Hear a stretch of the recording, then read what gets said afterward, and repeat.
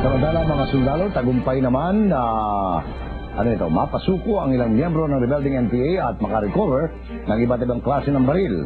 Ang balitang ito mula kay Grace Doctolero.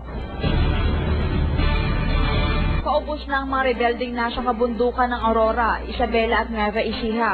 Napakaliit sapagkat dalawang platoon na lang ang nasa Nueva Ecija. Sa Aurora, ganun din.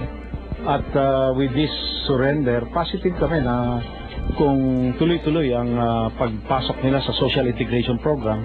Kalinsabay ng sunod-sunod na pagsuko ng ibang miyembro ng NPA ay ang pagkakarecover naman ng iba't ibang klase ng matataas na kalibre ng baril. Sa loob lamang ng kulang 9 na buwan ay 36 na mga baril na mula sa NPA ang napasa kamay ng militar.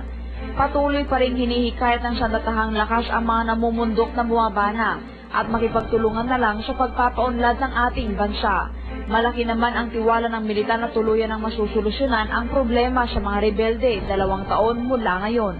Very positive kami na matatapos to before 2010. Sa ngayon, patuloy pa rin ang panghiikayat ng mga militar sa mga rebelding NPA na sumuko na sa ating pamahalaan upang mamuhay ng normal para sa kapayapaan ng ating bansa.